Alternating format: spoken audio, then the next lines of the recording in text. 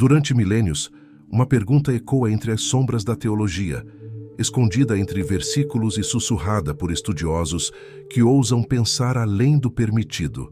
O que realmente aconteceu com Lúcifer no céu? Você conhece a história? Ou, ao menos, acha que conhece? Um anjo belo, consumido pelo orgulho, foi lançado do céu por se rebelar contra Deus. Fim da história.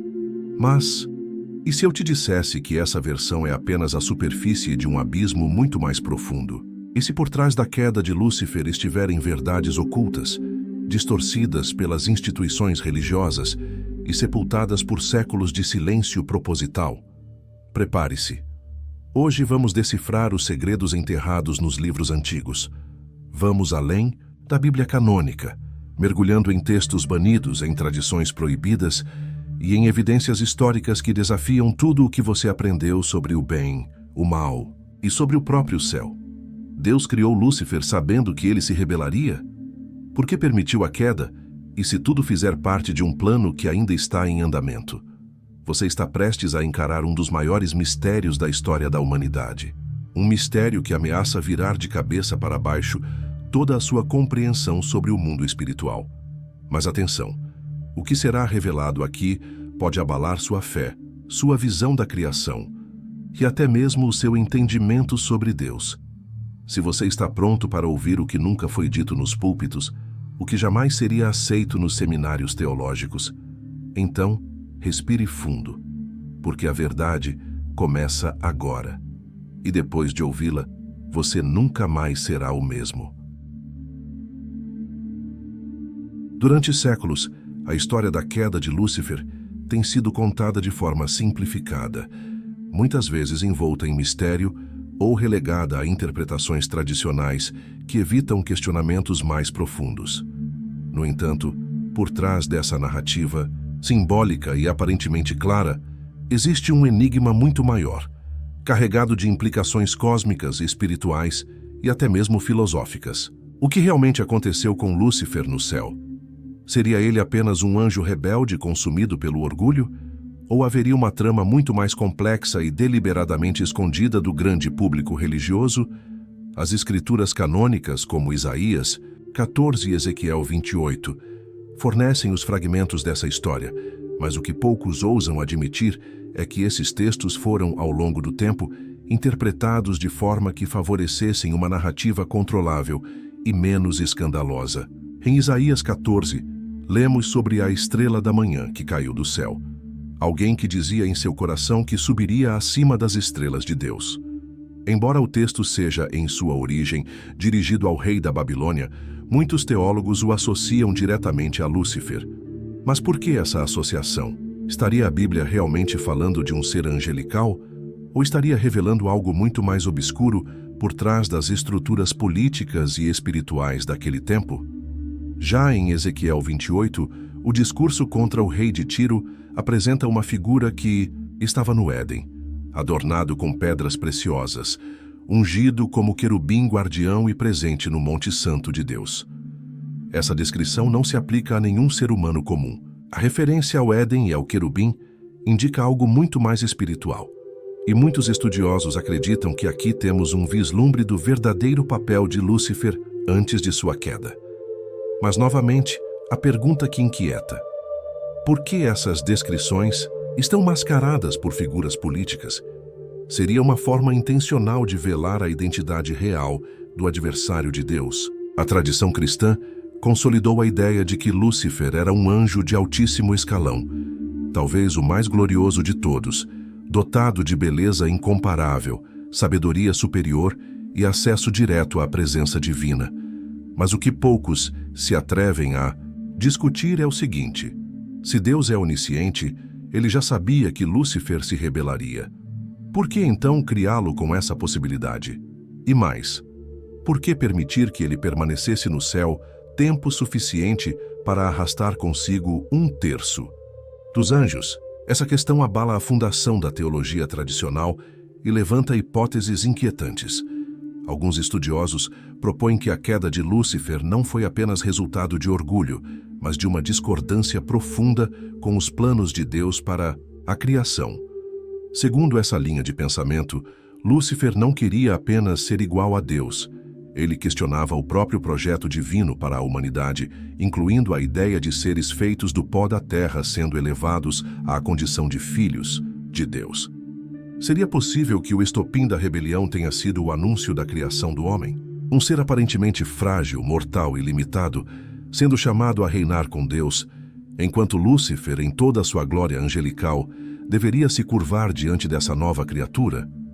Essa inversão hierárquica pode ter sido para ele inaceitável. O orgulho teria sido apenas a ponta do iceberg.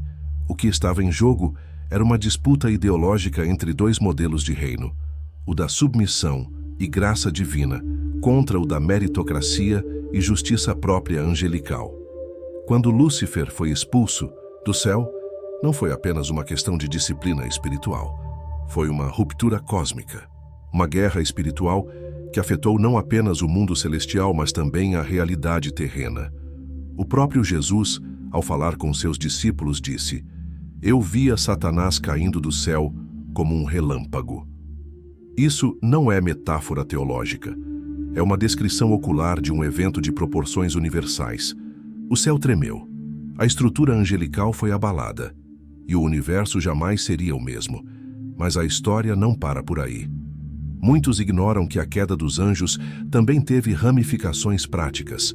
Diversos textos extra-bíblicos, como o livro de Enoque, relatam que parte dos anjos caídos não apenas seguiram Lúcifer em sua revolta, mas desceram à terra, corromperam a humanidade e geraram uma linhagem híbrida, os Nefilins. Essa história, muitas vezes rejeitada pelos teólogos tradicionais, foi amplamente aceita por judeus e cristãos primitivos.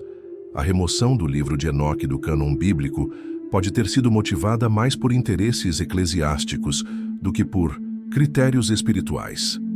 Segundo esse livro, os vigilantes, um grupo específico de anjos, desceram ao Monte Hermon e firmaram um pacto para se unirem às filhas dos homens.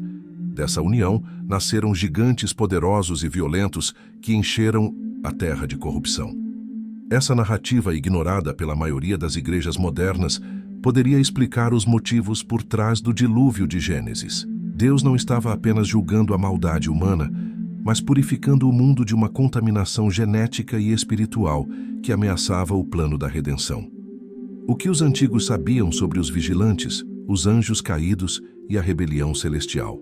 Por que esses textos foram ocultados do público ao longo dos séculos? Estaríamos lidando com uma versão censurada da história espiritual da humanidade? A verdade é que muitos dos segredos da queda de Lúcifer permanecem enterrados, não por falta de evidência, mas por falta de coragem para confrontá-los. E talvez por trás dessa omissão esteja um medo silencioso, o de que, ao saber demais, o fiel comum possa começar a questionar não apenas o inimigo, mas o próprio sistema que moldou a teologia vigente. Essa narrativa nos obriga a olhar para além das doutrinas confortáveis e entrar num terreno instável, onde o bem e o mal não são apenas categorias morais, mas forças conscientes em guerra. Lúcifer não caiu apenas por orgulho.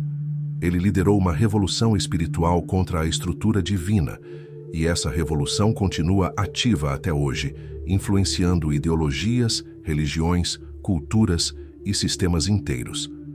Há inclusive quem diga que muitos dos sistemas políticos e econômicos modernos operam sob princípios que remontam à filosofia luciferiana, não necessariamente de adoração aberta ao adversário, mas de exaltação do ego, da ambição desenfreada, da autonomia absoluta do homem em detrimento da obediência a Deus. Se isso for verdade, então a queda de Lúcifer não foi apenas um episódio distante, mas um plano em curso, meticulosamente executado ao longo dos milênios. Teóricos contemporâneos chegam a afirmar que a figura de Lúcifer pode ter sido reinterpretada por diferentes culturas ao longo da história.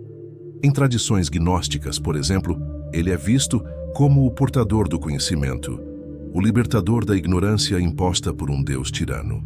Essa visão subverte completamente a narrativa bíblica tradicional e nos força a perguntar: quem realmente são os vilões e os heróis dessa história? E mais, é possível que a figura de Lúcifer tenha influenciado outras entidades mitológicas? O Prometeu da mitologia grega, aquele que roubou o fogo dos deuses para entregar aos homens, carrega uma semelhança simbólica perturbadora com o papel atribuído a Lúcifer. E se em vez de histórias isoladas, estivéssemos diante de uma mesma entidade reinterpretada por culturas diferentes, uma força arquetípica de rebelião, conhecimento e desafio ao poder supremo, as conexões com outras figuras bíblicas também não podem ser ignoradas. Judas Iscariotes, por exemplo, é muitas vezes descrito como possuído por Satanás no momento de trair Jesus. Seria essa influência um reflexo do mesmo espírito de rebelião que operou na queda original? E o próprio Anticristo, mencionado no livro de Apocalipse, pode ser visto como a culminação do plano iniciado por Lúcifer, um substituto espiritual que tenta usurpar o lugar de Cristo e instaurar um reino contrário ao de Deus. Referências históricas e arqueológicas também começam a emergir. Placas sumérias descrevem batalhas celestiais entre deuses, e alguns pesquisadores afirmam que essas descrições seriam ecos antigos da guerra no céu. A epopeia de Atrahasis e o Enuma Elish, textos mesopotâmicos anteriores ao Gênesis, já falavam de revoltas celestiais e deuses que desciam à terra para interagir com os humanos. Seriam essas tradições paralelas à narrativa bíblica ou versões distorcidas da mesma verdade primordial? Artefatos arqueológicos encontrados em sítios do Oriente Médio mostram representações de entidades com asas, olhos múltiplos e poderes atribuídos apenas a seres celestiais. Alguns estudiosos alegam que essas figuras poderiam ser representações dos chamados vigilantes ou de outras classes angelicais mencionadas em livros apócrifos. Além disso, os sumérios falavam dos Anunnaki, deuses que vieram do céu à terra, termo que, para alguns, se alinha com o conceito dos anjos caídos descritos na tradição hebraica. Portanto, quando perguntamos o que realmente aconteceu com Lúcifer no céu, não estamos apenas explorando um evento do passado. Estamos desenterrando uma verdade ainda pulsante, uma realidade espiritual que continua a moldar o destino da humanidade.